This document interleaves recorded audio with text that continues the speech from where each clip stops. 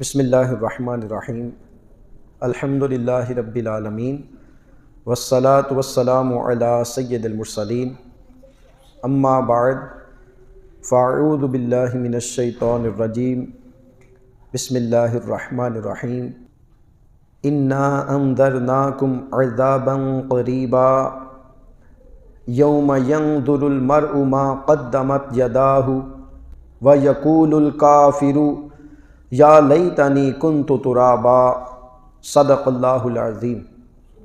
میرے محترم بزرگوں، دوستوں، بچوں، انسان جب پیدا ہوتا ہے تو پیدائش سے لے کے وفات تک ساری زندگی اس کی خواہشات میں گزر جاتی ہے۔ مختلف تمنائیں ہوتی ہیں، آرزوئیں ہوتی ہیں، کچھ پوری ہو جاتی ہیں اور کچھ کا خواب وہ اپنے سینے کے اندر چھپا کے ہی اس دنیا سے چلا جاتا ہے۔ ہزاروں خواہشیں ایسی کہ ہر خواہش پہ دم نکلے، بہت نکلے میرے ارماں مگر کم نکلے۔ دنیا کی جو حسرتیں ہیں، دنیا کی جو تمنائیں ہیں، وہ پوری ہو جائیں تو اللہ کا شکر ہے، اگر پوری نہ ہو تو پھر بھی اللہ تعالیٰ کا شکر ہے۔ جو اس دنیا کی خواہشات ہماری پوری نہیں ہوں گی، بروز قیامت ہمیں اس کے بارے میں نہیں پوچھا جائے گا۔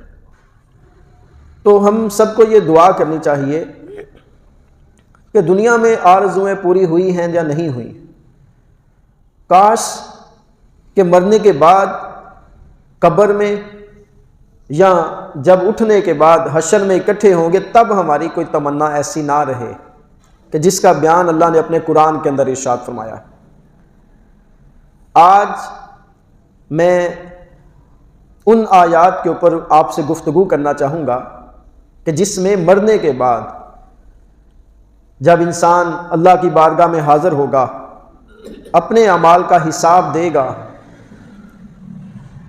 تو اس وقت انسان تمنا کرے گا۔ میں نے آپ کے سامنے سورہ النبأ کی آیت نمبر 40 تلاوت کرنے کی سعادت حاصل کی ہے۔ اللہ تبارک و تعالیٰ نے ارشاد فرمایا، اِنَّا أَنذَرْنَاكُمْ عَذَابًا قَرِيبًا، بے شک ہم تمہیں ایک قریب آئے ہوئے عذاب سے ڈرا چکے۔ یوم ينظر المرء، جس دن آدمی وہ دیکھے گا، ما قدمت یداہ، جو اس کے ہاتھوں نے آگے بھیجا، وَيَقُولُ الْكَافِرُ، اور کافر کہے گا، یا لیتنی کنت ترابا، اے کاش کہ کسی طرح میں مٹی ہو جاتا، اے کاش میں کسی طرح مٹی ہو جاتا۔ وہ حسرت کرے گا۔ یہاں مٹی ہو جانے سے کیا مراد ہے، اور وہ جو کافر ہے وہ اس چیز کی خواہش کیوں کرے گا، اس کے بارے میں مختلف اقوال ہیں۔ حضرت عبداللہ ابن عمر رضی اللہ تعالی عنہ فرماتے ہیں کہ قیامت کے دن جب جانوروں اور چوپایوں کو اٹھایا جائے گا اور جانوروں کو ایک دوسرے سے بدلہ دلایا جائے گا، اگر کسی سینگ والے جانور نے بے سینگ والے کو دنیا میں مارا ہوگا، اللہ ان کے درمیان بھی فیصلہ کرے گا اور بے سینگ والی کو اس کا بدل دیا جائے گا۔ یہ سارا منظر ہونے کے بعد یہ جانور خاک ہو جائیں گے۔ تو جب کافر اس منظر کو دیکھ رہا ہوگا تو وہ کہے گا، کاش میں بھی اسی طرح خاک ہو جاتا، میں بھی اسی طرح مٹی ہو جاتا اور میرا معاملہ یہاں پہ ختم ہو جاتا۔ ایک قول یہ ہے کہ قیامت والے دن جب اللہ تبارک و تعالیٰ مومنین کو انعام اور جزا عطا کرے گا، مومنین کو بہترین بدل عطا کرے گا، تو کافر کو آخرت میں جب کچھ نہ ملے گا تو وہ حسرت اور ندامت کے ساتھ یہ تمنا کرے گا کہ اے کاش میں مٹی ہو جاتا، لیکن اس وقت اس کی یہ حسرت کسی کام نہ آئے گی۔ اور ایک قول یہ ہے کہ یہاں کافر سے مراد ابلیس ہے، کہ جو حضرت آدم علیہ السلام کی اولاد میں سے جو نیک صالح مومنین کو جب اللہ تبارک و تعالی اجر عطا کرے گا، جب ان کو بہترین بدل عطا کیا جائے گا، تو شیطان ابلیس نے تو یہ کہا تھا نا کہ میں آدم کو سجدہ کیوں کروں کہ یہ مٹی سے بنا ہے اور میں آگ سے بنا ہوں۔ تو جب وہ دیکھے گا کہ مٹی سے بنے ہوئے انسانوں کو اللہ تبارک و تعالی ان کے ایمان، ان کے عمل کی وجہ سے جو جزا عطا کر رہا ہے، وہ کہے گا کاش مجھے بھی اللہ تبارک و تعالی مٹی سے پیدا کرتا اور میں اپنے آگ سے بنے ہونے پر غرور اور تکبر نہ کرتا۔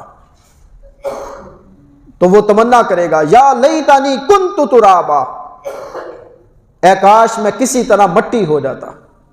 سورہ فجر کی آیت نمبر 23 اور 24 اللہ تبارک و تعالیٰ نے ارشاد فرمایا وَجِیءَ یَوْمَئِذٍ بِجَہَنَّمَ،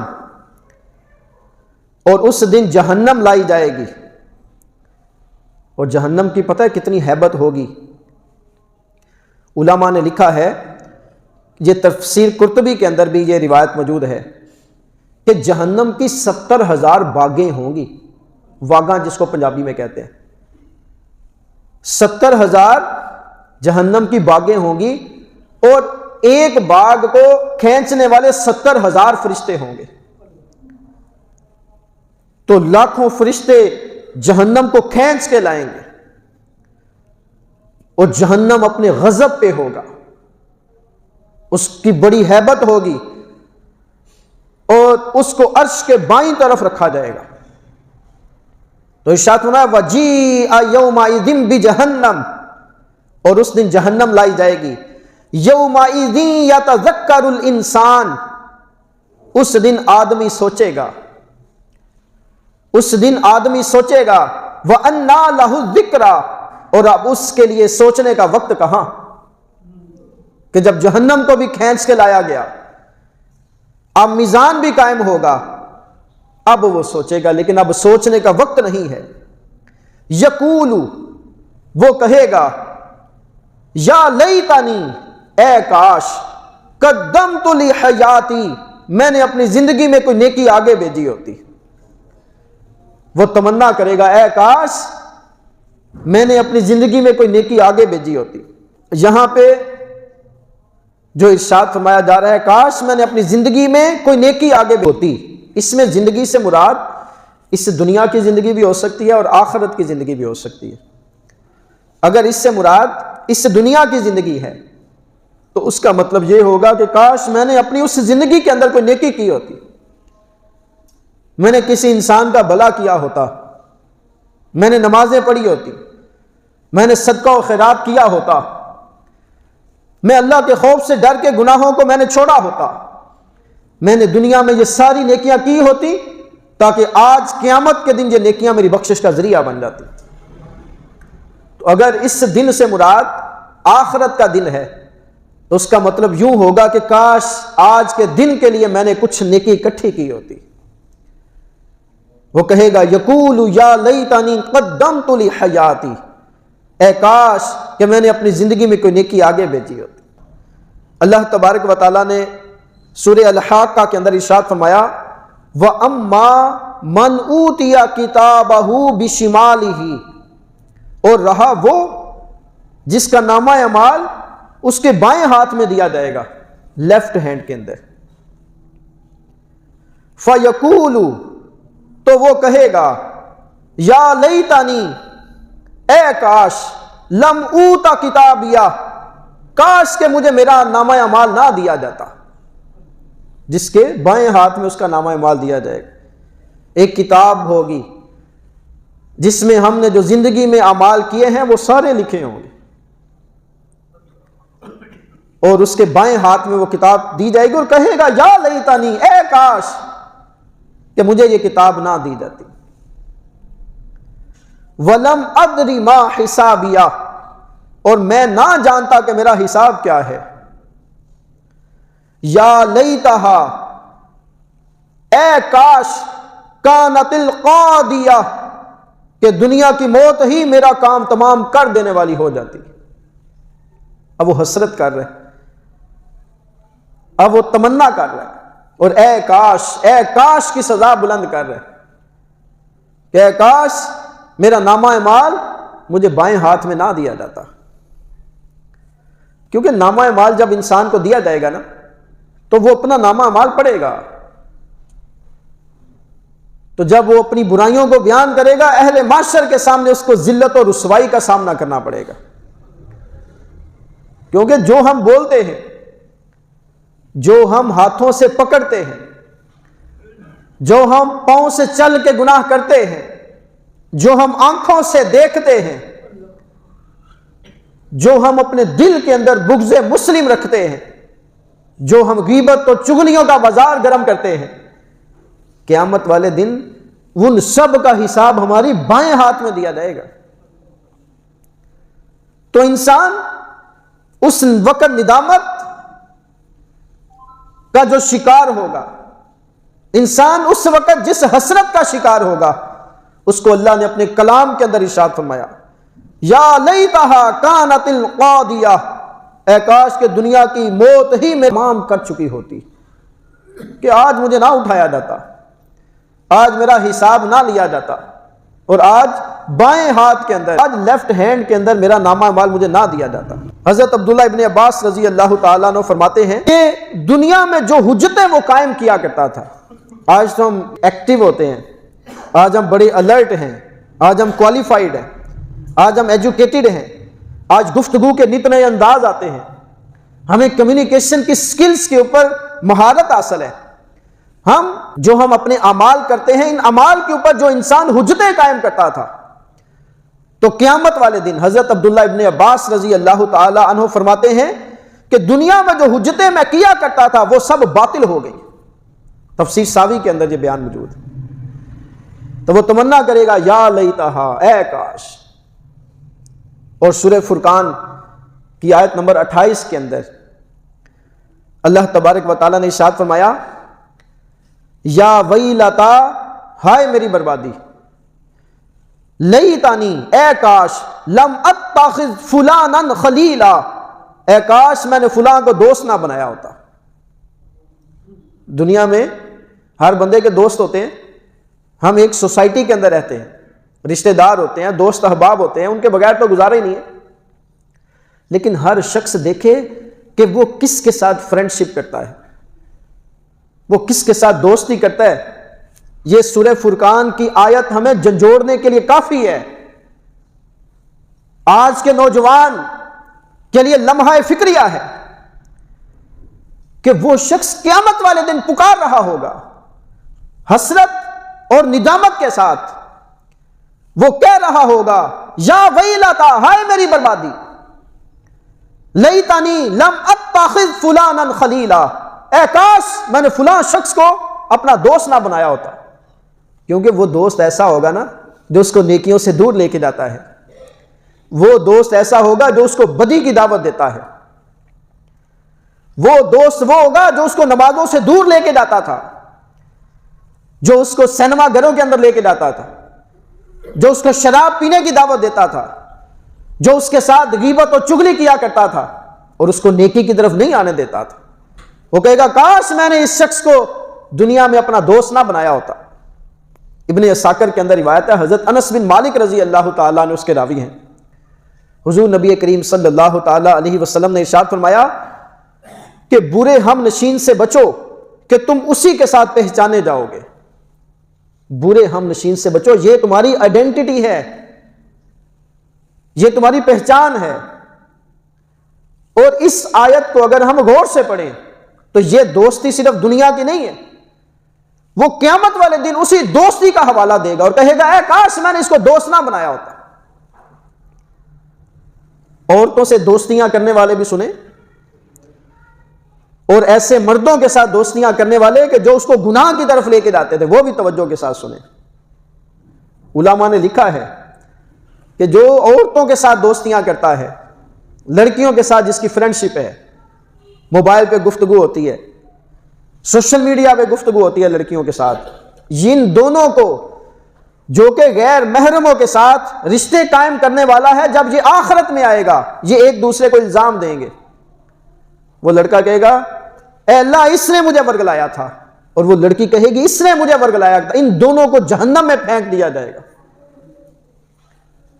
دنیا میں ہر بندہ یہ دیکھے کہ وہ کس کے ساتھ دوستی کرتا ہے، کیونکہ آدمی اپنے دوست کے دین پر ہوتا ہے. اور مولا علی کرم اللہ وجہ الکریم فرماتے ہیں فاجر کی دوستی سے بچو، فاجر سے بھائی بندی نہ کرو، فاجر کو اپنا دوست نہ بناؤ.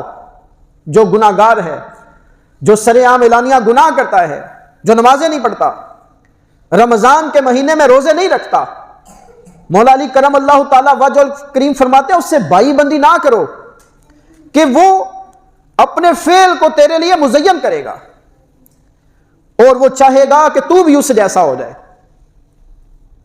تو انسان ہوتا ہی ویسا جیسا اس کی کمپنی ہوتی ہے.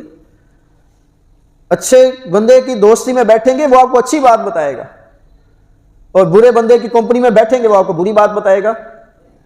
A man is known by the company he keeps. اور صحبت کا اثر ہوتا ہے، میں آپ کو بتا رہا ہوں.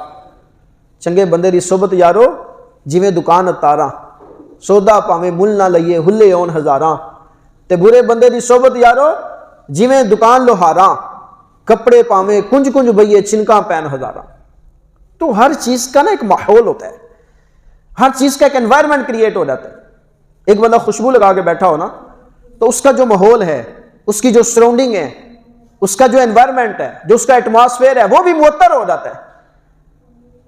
اور ایک جگہ پہ گندگی پڑی ہو تو گندگی کے سبب سے اس کا جو ماحول ہے وہ بھی گندا ہو جاتا ہے.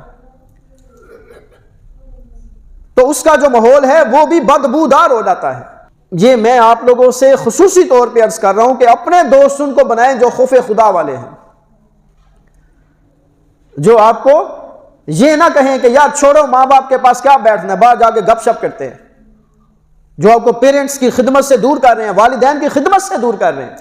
اور سورہ احزاب کی آیت نمبر 66 میں اللہ تبارک و تعالیٰ نے ارشاد فرمایا یوم تقلب وجوہہم فی النار، جس دن ان کے چہرے آگ میں بار بار الٹے جائیں گے. قیامت کا دن ہے کہ جب قیامت کے دن ان کے چہروں کو جہنم میں الٹا جا رہا ہوگا. یقولون، تو کہتے ہوں گے، کیا کہیں گے؟ یا لیتنا، ہائے افسوس، اے کاش، اطاعنا اللہ و اطاعنا الرسول، کاش ہم نے اللہ کا حکم مانا ہوتا اور رسول کا حکم مانا ہوتا. قیامت والے دن انسان حسرت کر رہا ہے، انسان افسوس کر رہا ہے اور کہتا ہے کاش اللہ اور رسول کی میں نے بات مانی ہوتی. دیکھیں یہاں پہ ہے وَأَطَعْنَا الرَّسُولَ، رسول صلی اللہ تعالی علیہ وسلم، جو ہمارے نبی صلی اللہ علیہ وسلم ہیں، ان کی بات کرتے ہیں کہ اگر آپ کا امتی ہے تو وہ کہے گا کاش میں نے اپنے نبی صلی اللہ علیہ وسلم کی اطاعت کی ہوتی. یار دنیا تو چند روزہ، یہ دنیا ختم ہو جانی. ہم کتنے رشتہ داروں کو اپنے کندھوں پہ خود اٹھا کے اپنے ان ہاتھوں سے قبروں میں دفن کر چکے ہیں. کوئی اپنے باپ کو، کوئی اپنے چچا کو، کوئی اپنے تایا کو، کوئی اپنی ماں کو، کوئی اپنی اولاد کو، کوئی اپنے دوست کو، کوئی کسی کو، کوئی کسی کو سوئے قبرستان روانہ کر چکا ہے. اور جنازہ پتہ ہے ہمیں کیا درس دیتا ہے؟ جنازہ آگے آگے کہہ رہا ہے اے جہاں والوں میرے پیچھے چلے آؤ، تمہارا رہنما میں ہوں. تو ہمیں بھی موت آنی ہے. کاش کہ ہم ایسی زندگی گزاریں کہ ہمیں ان لوگوں جیسی حسرت کا سامنا نہ کرنا پڑے. کاش قیامت والے دن ہم یوں نہ کہیں کہ کاش ہم نے دنیا میں کوئی اچھا عمل کیا ہوتا. تو یہ شخص کیا کہے گا جس دن ان کے چہرے آگ میں بار بار الٹے جائیں گے؟ یہاں پہ چہروں کا ذکر کیا گیا کہ جب ان کے چہرے الٹے جائیں گے. دیکھیں جی کافر کے لیے یا جہنمی کے لیے تو پورے کا پورا جسم ہی جہنم میں جلے گا نا. تو یہاں پہ یہ کیوں ارشاد فرمایا وجوہہم، ان کے چہروں کو؟ کیونکہ چہرہ جو ہوتا ہے نا وہ باقی جسم کی نسبت زیادہ تکریم والا سمجھا جاتا ہے. اور علماء فرماتے ہیں کہ چہرے کی عزت کی وجہ سے جانور کو چہرے پہ نہیں مار سکتے، انسان تو دور کی بات ہے نا. کہ انسان کو چہرے پہ تھپڑ مارا جائے، علماء فرماتے ہیں جانور کو بھی چہرے پہ نہیں مار سکتے۔ یہ ہے ہمارا دین اسلام، جو مذہب جانور کو چہرے پہ تھپڑ مارنے سے یا سزا دینے سے منع کرتا ہے، وہ دین کب اس چیز کو انکرج کرے گا کہ لوگوں کو سوتے ہوئے یا جاگتے ہوئے بلا وجہ قتل ہی کر دیا جائے؟ آپ کو پتا ہے آپ کی سراؤنڈنگ میں کیا ہو رہا ہے؟ آپ گھر سے نکلتے ہیں، جیب میں پیسے ہیں، موبائل، آپ کو نہیں پتا کہ میں جب گھر جاؤں گا یہ چیزیں میرے پاس ہوں گی کہ نہیں۔ ابھی پچھلے دنوں یہ 3-4 دن پہلے بلوچستان میں کیا ہوا ہے، 7 لوگوں کو گاڑیوں سے اتار کے شناختی کارڈ دے کے ان کو شہید کر دیا گیا ان کو۔ تو ہمارا دین تو یہ کہتا ہے کہ آپ جانور کو بھی چہرے پہ تھپڑ نہیں مار سکتے، آپ جانور کو چہرے پہ سزا نہیں دے سکتے۔ وہ دین کب یہ چاہے گا کہ اس کے ماننے والے کسی کا گلا کاٹ دیں؟ اور سورہ فرقان کی آیت نمبر 27 کے اندر اللہ تبارک و تعالیٰ نے ارشاد فرمایا وَيَوْمَ، اور جس دن يَعِضُّ الظَّالِمُ عَلَى يَدَيْهِ، ظالم اپنا ہاتھ چبائے گا، اپنے ہاتھ پہ اپنے آپ کو کاٹے گا، یقول، اور کہے گا یا لیتنی اتخذت مع الرسول سبیلا، اے کاش میں نے رسول کے ساتھ راستہ اختیار کیا ہوتا۔ سنت رسول صلی اللہ تعالی علیہ وسلم پر اس وقت حسرت کی جا رہی ہے، کاش میں نے دنیا میں ان کی سنت پر عمل کیا ہوتا۔ رسول سبیلا، رسول کا جو راستہ ہے، جو سنت ہے آپ صلی اللہ علیہ وسلم کی۔